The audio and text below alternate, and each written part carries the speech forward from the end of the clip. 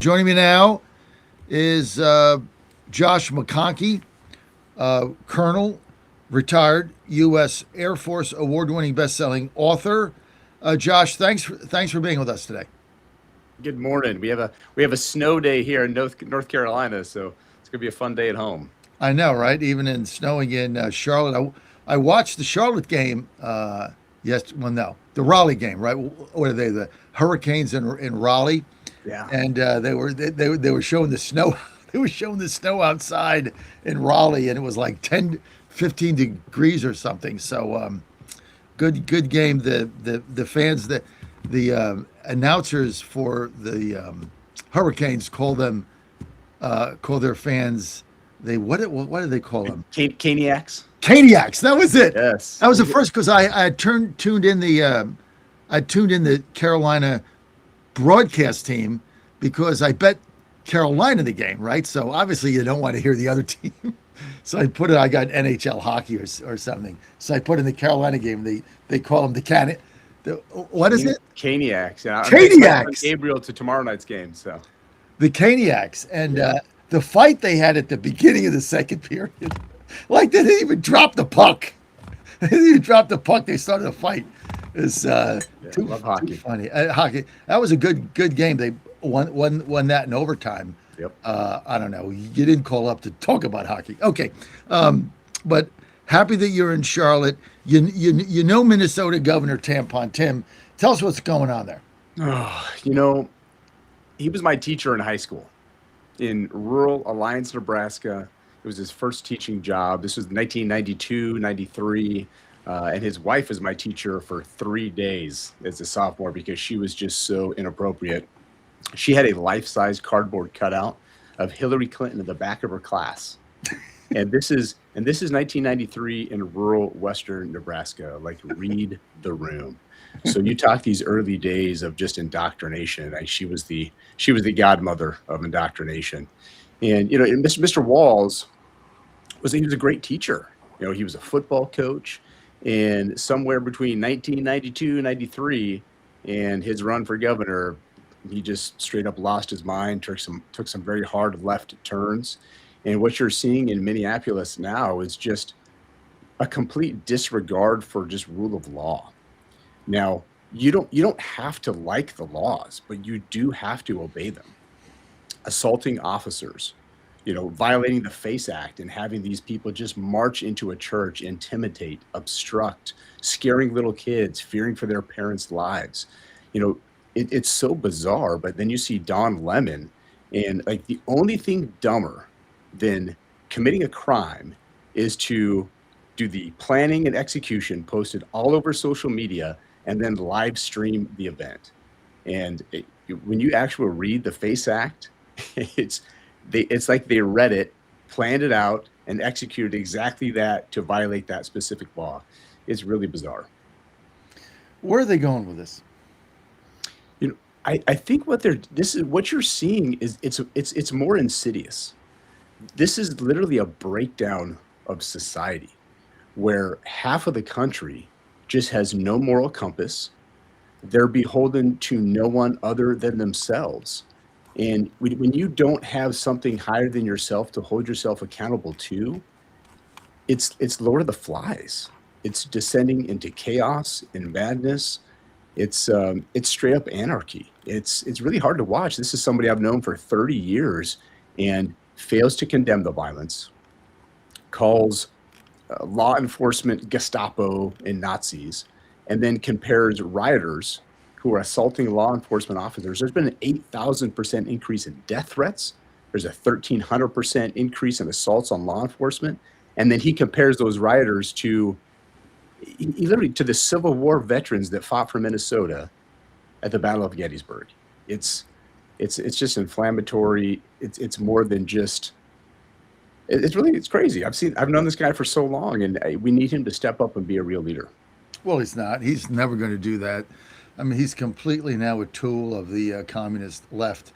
Let me ask you something, Josh, because you're on the ground there. Josh McConkey with us, retired U.S. Air Force award-winning bestseller you're talking to ICE leaders that are on the ground there. What are they telling you Yeah, so, from the yeah, so ground up? I serve in emergency management as an Air Force reservist. I was just at FEMA headquarters last week on orders for the big storm, winter storm Fern. And so I reached out to one of my colleagues who's on the ground, was supporting operations there in Minneapolis, just doing emergency management. And I asked him, hey, just give me the boots on the ground assessment. Talked to him about 5 or 6 days ago. And he just said flat out, what you're seeing on TV is exactly what's happening. There's a lot of chaos. It's quite dangerous, and it is not peaceful. So, when you see a lot of the left media just report everything's peaceful. We have this right to protest. This is our First Amendment right. Just watch the tape. I mean, our eyes do not lie. What you're watching on TV is exactly what's happening, kicking out taillights, spitting at officers, throwing things at officers, inserting themselves and disrupting lawful activities. That's their constitutional duty. I mean, to uphold the laws of the United States. Again, if you don't like the laws, you still have to follow them. This is about just law and order, and us as a country. There's a moral compass that they just have completely gotten rid of, and then just marching into that church was way over the line. What was the purpose of that church? What were they trying to do there, Josh? So they literally taped themselves and recorded it and posted it on social media. Their job, they were there to intimidate, they were there to obstruct, they were there to prevent them worshiping. And I wrote down some quotes here, like literally, this ain't God's house. This is the house of the devil, screaming at children. I read that 14-page indictment. Wow. I think Don Lemon's in trouble and all of those members.